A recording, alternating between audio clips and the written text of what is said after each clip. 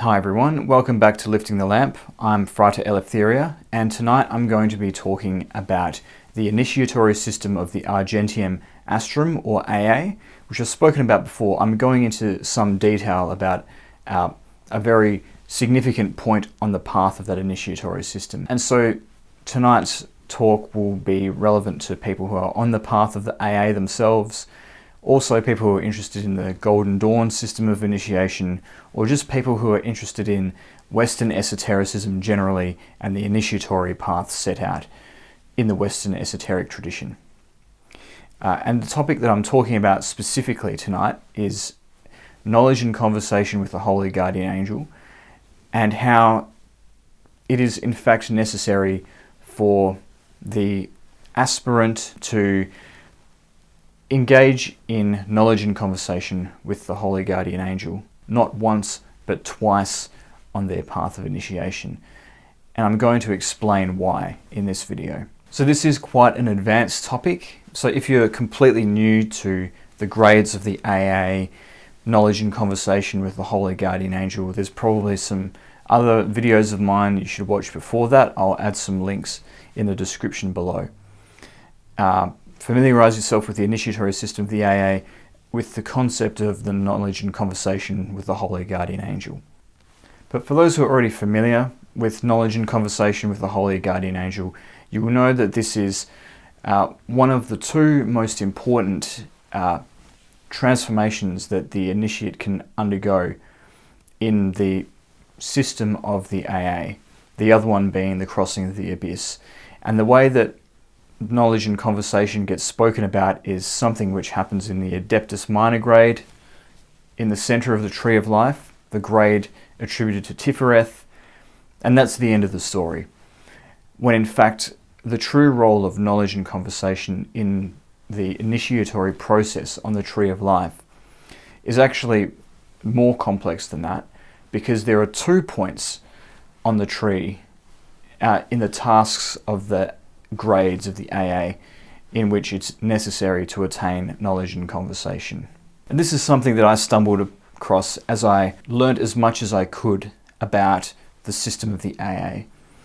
And eventually it was inevitable, as I familiarized myself with all the different tasks of all the different grades, that this second working of knowledge and conversation emerged as something which would be necessary on the path to go up the grades of the tree and ultimately cross the abyss. So there are a few things which point in the direction of there being a second working to attain knowledge and conversation in the career of an initiate. The first of these can be found in Aleister Crowley's own records of his own spiritual development and his own progress through the grades.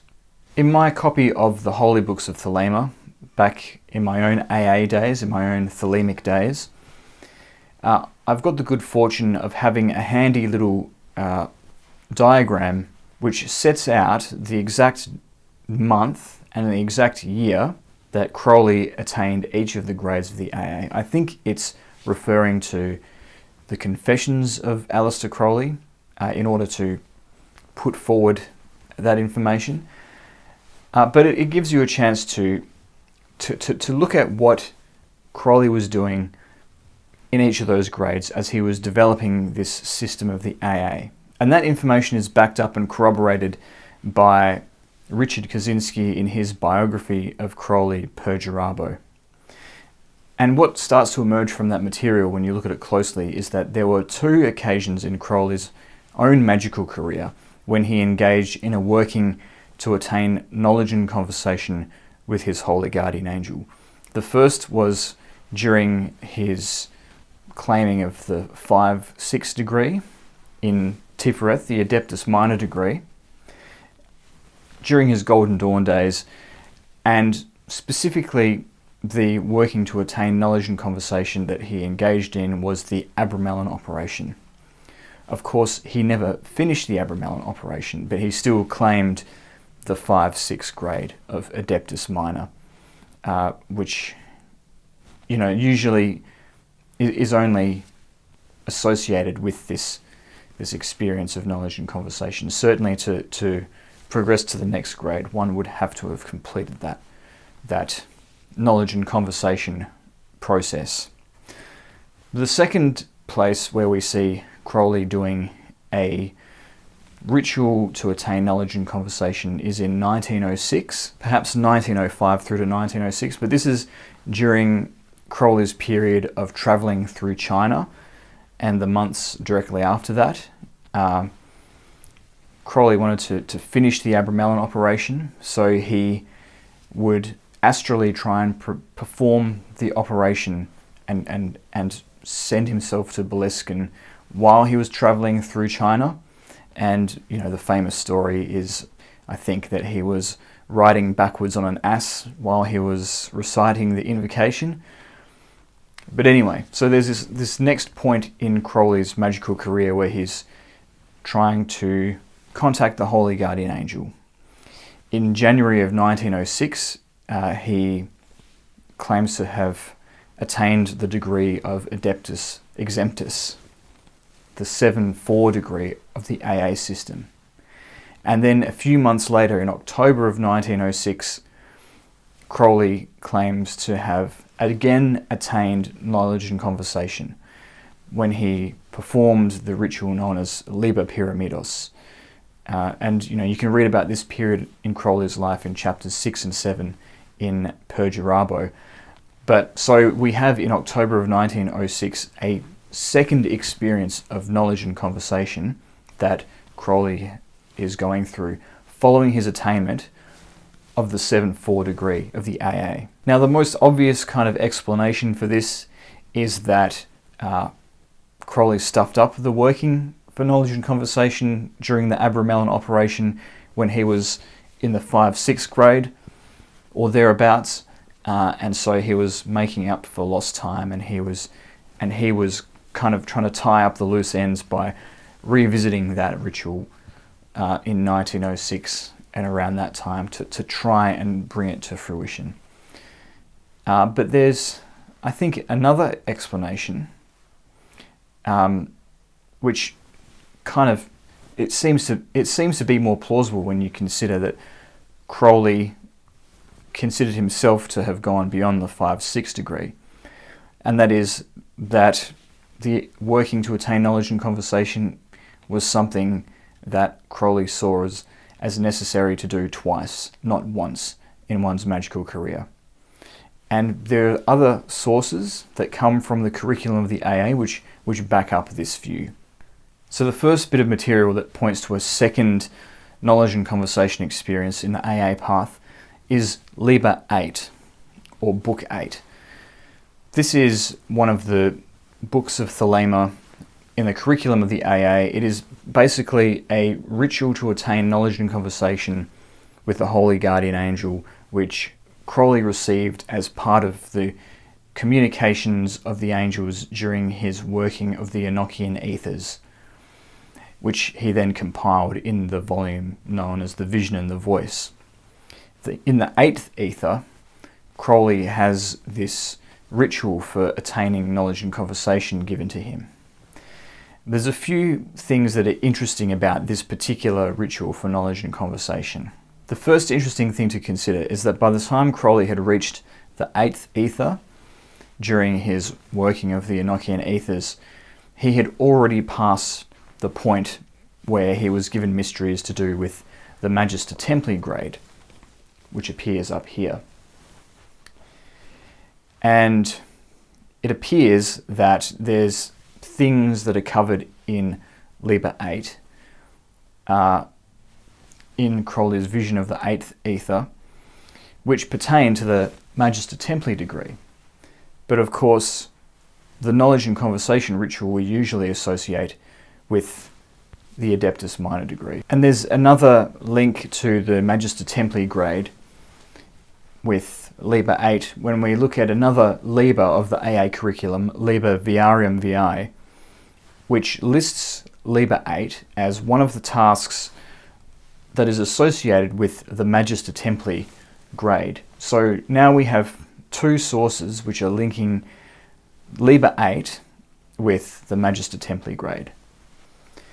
I think there's something noteworthy with Liber 8, which makes it different from all of the other rituals to attain knowledge and conversation with the Holy Guardian Angel. And that is, whereas, say, Liber Samek or the Abramelin operation more or less finish with the process of knowledge and conversation, that's the conclusion of the work, leaving aside, you know, the binding the 4 princes of evil and all of that for the Abramelin operation. In Liber 8, it's different. In Liber 8, we have instructions for achieving knowledge and conversation. And then once knowledge and conversation has been achieved, there is then a role for the angel to help the initiate cross the abyss to reach the City of Pyramids. So really, it is one aspect of the Liber 8 material that has to do with the Magister Templi grade. And then the rest of the process that is set forth in Liber 8 is leading up to this ultimate goal of crossing the abyss and entering the City of Pyramids. And there is further symbolism associated with Liber 8, which suggests this double meaning of representing the Holy Guardian Angel on the one hand and the crossing of the abyss on the other. For one thing, the title of the book, Liber 8, we are told by Crowley, is a reference to the 8th tarot trump, namely the Chariot, which is said to represent the Holy Guardian Angel. But in addition to representing the Holy Guardian Angel, the charioteer in the chariot, in Crowley's version of the tarot trumps in particular, is carrying the Grail, and so is a symbol of the Grail as well. And in Thelemic mysticism, the Grail appears right before the initiate crosses the abyss, particularly if you look at Liber Chet. The initiate must prepare for the crossing of the abyss by pouring their whole self into the cup, to sacrifice their entire personality as the price to pay for crossing the abyss, to go beyond ordinary human life to the supernals above. And so we have a link between this working to attain knowledge and conversation with the Holy Guardian Angel and the preparation that the initiate must undergo right before they cross the abyss. Okay, but this still doesn't prove that there is a second working to achieve knowledge and conversation in the AA curriculum. It could just be saying in Liber 8 that you do the working to attain knowledge and conversation, and eventually the Holy Guardian Angel will help you cross the abyss once you get up to here. But is there other material which does establish a second working for knowledge and conversation? And can we know the grade at which the initiate would be expected to engage in this second working of knowledge and conversation? The answer to both of those questions is yes. And we can get answers to those two queries, by looking at another text of the AA curriculum, namely Liber Dart. And Liber Dart is a very unique document. It is all about those final preparatory steps that the initiate of the AA must take before they finally cross the abyss. So there's an intellectual preparation to arrive at nothing being true, and studying a bunch of philosophical texts that will engender that attitude in the initiate. And then in verses 21 through to 24, around there in Liber Dart, we are told that another task which the initiate must undergo directly before crossing the abyss is to once again do the working to attain knowledge and conversation with the Holy Guardian Angel that they did when they were in the Adeptus Minor grade. We're told that explicitly. And in this second working for knowledge and conversation, the initiate is duly prepared for an even higher level in consciousness that is right around the corner by reaching the very summits of meditation, the very summits of spiritual experience in this second working of knowledge and conversation. And as this is work which relates to the supreme summits of meditation and the attainment thereof, and the preparation of the initiate just before crossing the abyss, we can place Liber Dart squarely in the Adeptus Exemptus grade. And since we can place Liber here, related to the mysteries of the Grail as they symbolize the crossing of the abyss, I would argue that the first portion of Liber 8, to attain knowledge and conversation, everything before the crossing of the abyss to enter the city of the pyramids, also belongs in the Adeptus Exemptus grade.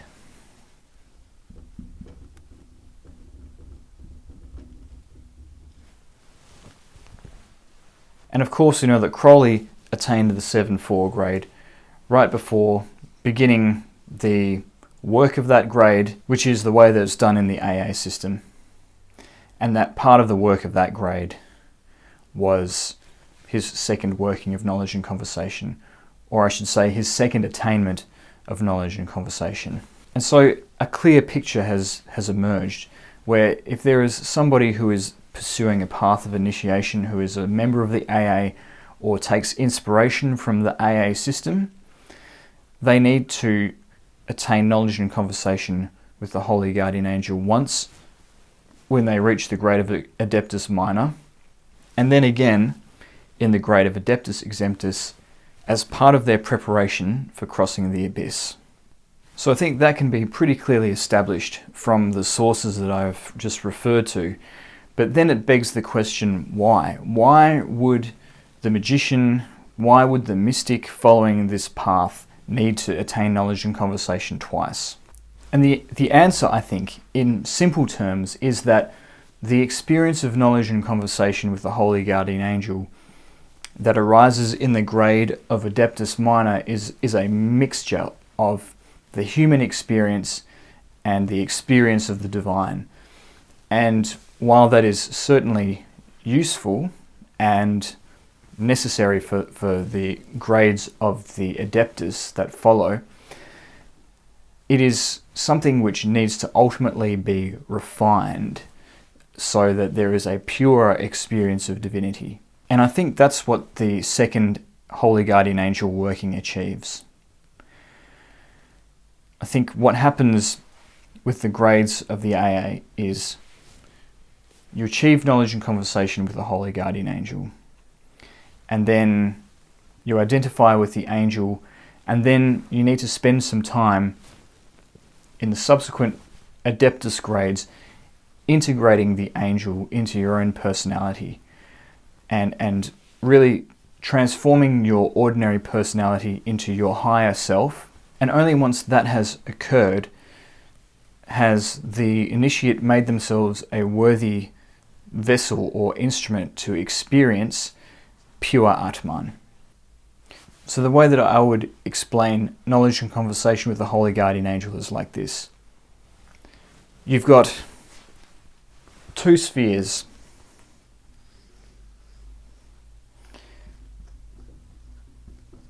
You've got the sphere of ordinary human life, and then you've got the sphere, or the ellipse as the case may be, of the divine.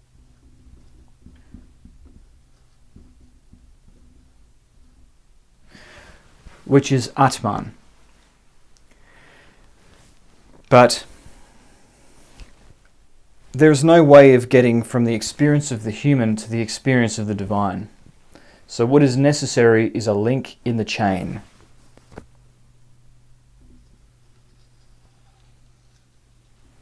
And this link in the chain will incorporate elements of both the human experience and the experience of the divine. And what this mixed experience is the experience of the Holy Guardian Angel. And so this is why people like J. Daniel Gunther describe the Holy Guardian Angel as a hieros gamos, a sacred marriage of the human and the divine.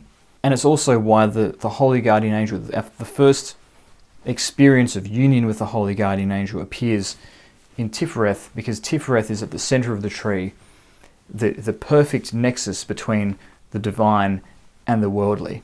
And so the Holy Guardian Angel incorporates a number of different elements of our conscious experience, ranging from things that are on the higher level of human to things which are reaching the divine levels, which is why, there's often quite a lot of contradictory information about the Holy Guardian Angel. Is the Holy Guardian Angel Atman? Or is the Holy Guardian Angel our higher self? It's actually both. It's a combination of both. There have been places where Crowley states quite explicitly that the HGA is Atman. And there are other places where he says the HGA is essentially the same as the Greek Orgaides, which basically represents the higher self. But these are two very different concepts. Atman is pure divinity. It has nothing at all to do with any of the concerns of the world, of concepts, ideas. It is just pure divinity concentrated into a focus point of subjective awareness.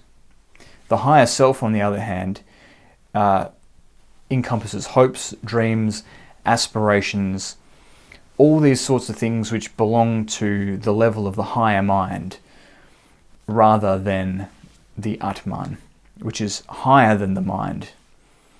And so what appears to be happening, I would say, this is my opinion, is that Atman must cloak itself with the very highest kind of aspects of our personality.